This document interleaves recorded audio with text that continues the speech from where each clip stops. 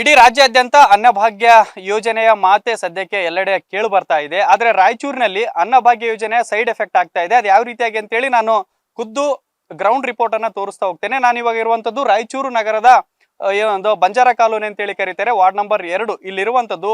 ಇಲ್ಲಿ ಸಮಸ್ಯೆ ಏನಾಗ್ತಾ ಇದೆ ಅಂತಂದ್ರೆ ಪಕ್ಕದಲ್ಲಿರುವಂತ FCI ಗೋಡನ್ ಏನಿದೆಯಲ್ಲ, ಫುಡ್ ಕಾರ್ಪೊರೇಷನ್ ಆಫ್ ಇಂಡಿಯಾ ಏನಿದೆಯಲ್ಲ, ಅಲ್ಲಿ ಇರುವಂತಹ ಅಕ್ಕಿ ದಾಸ್ತಾನಿನಿಂದಾಗಿ ಸದ್ಯಕ್ಕೆ ಸಮಸ್ಯೆ ಆಗ್ತಾ ಇದೆ. ಏನ್ ಸಮಸ್ಯೆ ಅಂತೇಳಿ ನಾನು ಇವಾಗ ಖುದ್ದು ತೋರಿಸ್ತಾ ಹೋಗ್ತೇನೆ. ನೀವೀಗ ನೋಡ್ತಾ ಇರ್ಬೋದು, ಈ ಒಂದು ಮನೆಗಳು ಏನಿದಾವಲ್ಲ, ಮನೆಗಳಲ್ಲಿ ಕಂಪ್ಲೀಟ್ ಆಗಿ ಏನೋ ಅಕ್ಕಿಯಲ್ಲಿ ಏನೋ ನುಸಿ ಹುಳ ಅಂತೇಳಿ ಬರ್ತದಲ್ಲ, ಆ ಕಂಪ್ಲೀಟ್ ಆಗಿ ನುಸಿ ಹುಳು ಈ ಒಂದು ಅಕ್ಕಿಯಲ್ಲಿ ಕಂಪ್ಲೀಟ್ ಆಗಿ ಬೀಳ್ತಾ ಇದೆ. ಇಲ್ಲಿನಾಗ ಓನರ್ ಮನೆಯವರು ತೋರಿಸ್ತಾ ಇದ್ದಾರೆ. ಈ ರೀತಿಯಾಗಿ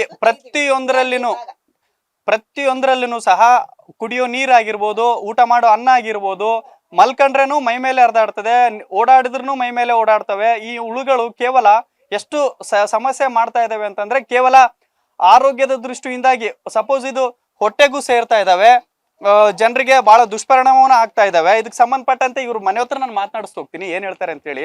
ಆಂಟಿ, ಇದು ಹುಳು ಎಲ್ಲಿಂದ ಬಂದಿವೆ ಇವು?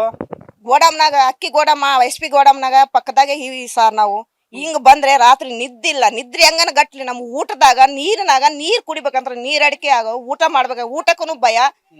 ಸಣ್ಣ ಹುಡ್ರು ಪೇಷಂಟ್ ಆಗಿ ಉಲ್ಟಿ ಮಾಡ್ಕೊಂಡು ಅವ್ರು ಊಟ ತಾವೇ ಮಾಡ್ತಾವ. ಎಷ್ಟು ಉಣ್ತಾರ, ಎಷ್ಟು ಅಂಬದ್ ನಾವ್ ಎಷ್ಟು ಕಾಯ್ಬೇಕು?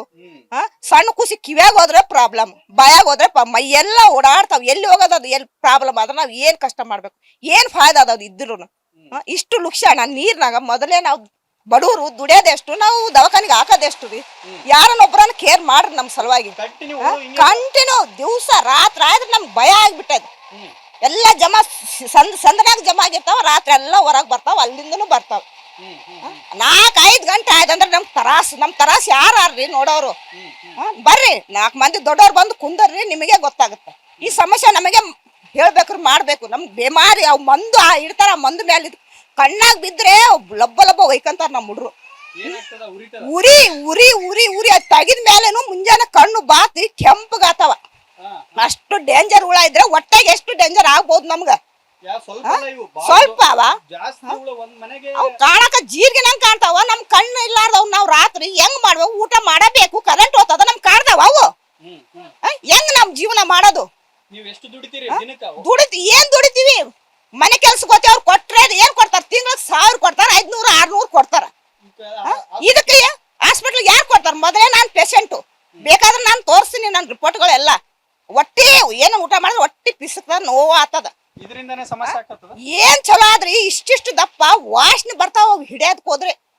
ನಾವ್ ದಿವ್ಸ ಈಗ ಸ್ವಲ್ಪ ನಿನ್ನೆ ರಾತ್ರಿ ದಿವ್ಸ ಅಂದ್ರೆ ಎಷ್ಟಾಗಿರ್ಬೋದು ನಮ್ಗೆ? ಕರೆಕ್ಟ್ 4 ಸಂಜೆ 4 ಆಯ್ತಂದ್ರೆ ಬೆಳಕಾಗತ್ತನಕ ಇನ್ನೀ ಟೈಮ್ ಮನ್ಯಾಗ ಸಂದನಾಗ ಕುಪ್ಪೆ ಕುಂತಿರ್ತಾವ.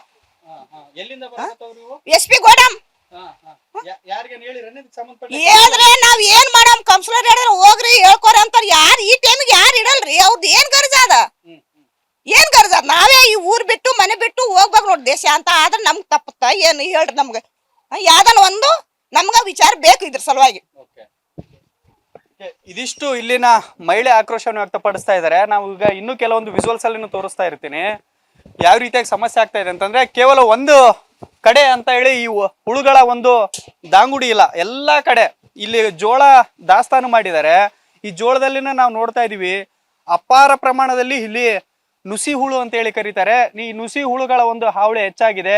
ಚಿಕ್ಕ ಪುಟ್ಟ ಹುಳುಗಳು ಕಚ್ಚಿದ್ರೆ ಈ ದೊಡ್ಡ ಹುಳುಗಳು ಕಿವಿಯಲ್ಲಿ, ಕಣ್ಣಲ್ಲಿ, ಮೂಗಲ್ಲಿ ರಾತ್ರಿ ಹೊತ್ತು ಮಲ್ಕೊಂಡಾಗ ಸಣ್ಣ, ಯಾಕಂದ್ರೆ ಮನೆಯಲ್ಲಿ ಚಿಕ್ಕ ಪುಟ್ಟ ಹುಡುಗರು ಇರ್ತಾರೆ, ಹುಡುಗರಿಗೂ ಸಹ ಸಾಕಷ್ಟು ಅದಿನ್ ಮಾಡ್ತಾರೆ. ನಾವೀಗ ನೋಡ್ತಾ ಇರ್ಬೋದು, ಮನೆಯವರು ಈ ಹುಳುಗಳನ್ನ ಬಂಡೆಯಲ್ಲಿನೂ ಸಹ ಹರಿದಾಡ್ತಾ ಇದಾವೆ, ಈ ಮನೆ ಮೇಲೇನು ಸಹ ಹರಿದಾಡ್ತಾ ಇದಾವೆ.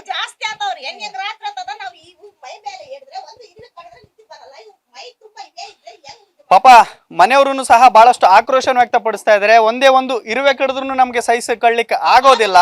ಇಂಥ ಒಂದು ಪರಿಸ್ಥಿತಿನಲ್ಲಿ ಇಷ್ಟೊಂದು ಸಾವಿರಾರು ಲಕ್ಷಾಂತರ ಪ್ರಮಾಣದಲ್ಲಿ ಹುಳುಗಳ ಹಾವಳಿ ಇದೆ ಅಂತಂದ್ರೆ ಇವುಗಳಿಂದ ಕಚ್ಚಿಸ್ಕೋಬೇಕು, ಇವುಗಳಿಂದ ಆರೋಗ್ಯ ಸಮಸ್ಯೆ ಆಗ್ತದೆ ಅಂತ ಹೇಳ್ತಾ ಇದ್ದಾರೆ. ಈ ಮನೆಯವ್ರಿಗೂ ಸಹ ಇಲ್ಲಿ ನಾನು ನೋಡ್ತಾ ಇರ್ಬೋದು, ಇಲ್ಲಿ ನಾನು ಒಬ್ಬ ಮನುಷ್ಯ ನಿಂತಿದ್ದಾರೆ, ಇಲ್ಲಿ ಹುಳುಗಳು ಇಲ್ಲಿ ಇಲ್ಲಿ ಮೇಲೆ ಎಲ್ಲಾ ಕಡೆನೂ ಈ ಸುಮ್ನೆ ನಿಂತ್ರೆ ಸಾಕು. ಈಗ ನಾವು ನಿಂತಿದೀವಲ್ಲ, ನನ್ನ ಮೈ ಮೇಲೇನು ಸಹ ಹುಳುಗಳು ಸಾಕಷ್ಟು ಪ್ರಮಾಣದಲ್ಲಿ ಅಟ್ಯಾಕ್ ಮಾಡ್ತಾ ಇರುವಂತದ್ದು, ಕಿವಿಯಲ್ಲಿ, ಕಣ್ಣಲ್ಲಿ, ಮೂಗಲ್ಲಿ ಬಹಳಷ್ಟು ಈ ಸಮಸ್ಯೆಯನ್ನ ನೀಡ್ತವೆ. ಇಲ್ಲಿ ನಾನು ಹಿಂಗೆ ತೋರಿಸ್ತಾ ಹೋಗ್ತೀನಿ, ತೋರ್ಸೋಣ ಎಲ್ಲೆಲ್ಲಿ ಹುಳಗಳು ಬಂದವ ಅಂತೇಳಿ. ಮನೆಯವ್ರನ್ನೇ ನಾನು ಮಾತನಾಡಿಸ್ತಾ ಹೋಗ್ತೀನಿ. ಇಲ್ಲೆಲ್ಲ ಮನೆಗಳಿಗೂ ಕರ್ಟನ್ ಇದೆ, ಇಲ್ಲೆಲ್ಲ ಗೋಡೆ ಮೇಲೆ ಎಲ್ಲ ಕಡೆನೂ ಸಹ ಈ ಹುಳುಗಳ ಒಂದು ಹಾವಳಿ ಹೆಚ್ಚಾಗ್ತಾ ಹೋಗ್ತದೆ. ನಾವಿವಾಗ ಮನೆ ಹತ್ರ ಬಂದಿದ್ದೇವೆ, ಮಾತಾಡಿಸ್ತೇವೆ. ಇವು ಯಾವಣ ಇವು ನೀರು? ಕುಡಿಯೋ ನೀರು ಸರ್. ಕುಡಿಯೋ ನೀರ ನೋಡ್ತಾ ಇರ್ಬೋದು. ಕುಡಿಯೋ ನೀರಿನಲ್ಲಿ ಇಷ್ಟೊಂದು ಪ್ರಮಾಣದ ಒಂದು ಈ ಹುಳು ಬಿದ್ದಿದಾವೆ ಅಂತಂದ್ರೆ ಇದಕ್ಕೆ ನೇರ ಕಾರಣ FCI ಗೋಡೌನ್ ಹಾಕ್ತಾರೆ. ಯಾಕಂತಂದ್ರೆ ಅವರು ಸರಿಯಾದ ಪ್ರಮಾಣದಲ್ಲಿ ಅವಕ್ಕೆ ಕೆಮಿಕಲ್ಸ್ ಅನ್ನ ಆಗಿರ್ಬೋದು, ಹುಳು ಆಚೆ ಬರದೇ ಇರುವಂತಹ ಪರಿಸ್ಥಿತಿನಲ್ಲಿ ಅವುಗಳನ್ನ ನಿಯಂತ್ರಣ ಮಾಡ್ಲಿಕ್ಕೆ ಏನೆಲ್ಲ ಕ್ರಮಗಳನ್ನ ಕೈಗೊಳ್ಳಬೇಕಲ್ಲ, ಇದ್ಯಾವುದನ್ನು ಸಹ ಇಲ್ಲಿ ಮಾಡದೇ ಇರುವಂತಹ ಪರಿಸ್ಥಿತಿ ಇದಾವೆ. ಇವು ನೀರು ಹಿಂಗೆ ನೀವು ಕುಡಿತಾ ಇರ್ತೀರಿ, ಕೆಲವೊಂದು ಟೈಮಲ್ಲಿ ಹೊಟ್ಟೆಗೆ ಹೋಗ್ತಾವ ಹುಳುಗಳು. ಹೆಂಗ್ ಮಾಡ್ತೀರಿ, ಏನ್ ಕತೆ? ಅದರಿಂದ ಸ್ವಲ್ಪ ಜಾಸ್ತಿ ಜ್ವರನೇ ಬಂದಿದೆ ಸರ್. ಹೌದಲ್ಲ? ಇದಕ್ಕೆ ಸಂಬಂಧಪಟ್ಟಂಗೆ ಯಾರು ನಿಮ್ಮ ಕೌನ್ಸಿಲರ್ಗೆ ಯಾರಿಗೇನು ಹೇಳಿರೇನು? ಹೇಳಿಲ್ಲ ಸರ್, ಅವ್ರಿಗೇನು ಹೇಳಿಲ್ಲ.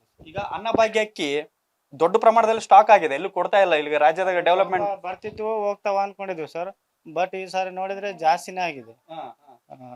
ಸ್ಟಾಕ್ ಜಾಸ್ತಿ ಇದ್ದದಕ್ಕೆ ಹುಳನು ಜಾಸ್ತಿ ಆಗಿದೆ ಸರ್. ಈಗ ಇದಕ್ ಏನ್ ಆಗ್ಬೇಕಂತೀರಿ? ಏನನ್ನ ಕ್ರಮ? ಅದು ಕೆಮಿಕಲ್ ಹಾಕ್ಸಿ ಪೂರಾ ಹುಳುಗಳು ಬರ್ಲಾರಂಗ ಮಾಡ್ಬೇಕು ಸರ್.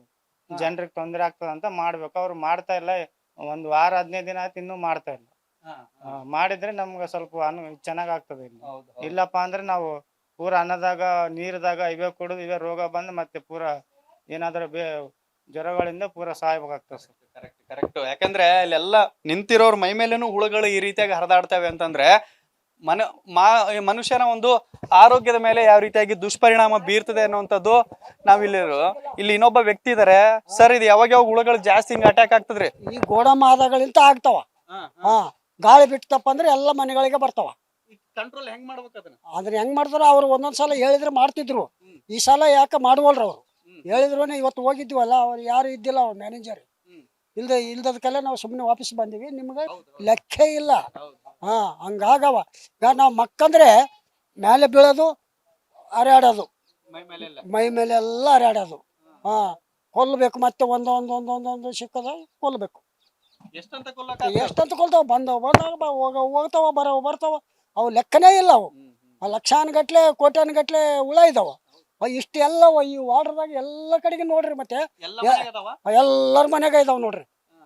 ಬೇಕಾದ್ರೆ ನೋಡ್ರಿ, ನಮ್ಮಲ್ಲಿ ಜಾಸ್ತಿ. ನಮ್ಮಲ್ಲಿ ಬಗಲಾಗೈತಲ್ಲ, ಜಾಸ್ತಿ ಅದ. ಇಲ್ಲಿ ನಾವು ನೋಡ್ತಾ ಇರ್ಬೋದು. ಇಲ್ಲೆಲ್ಲ ಈ ನಾವು ನಿಂತಿದ್ವಲ್ಲ, ವಾತಾವರಣದ ಸುತ್ತೆಲ್ಲ ಹರಿದಾಡ್ತಾ ಇದಾವೆ ಹುಳುಗಳು.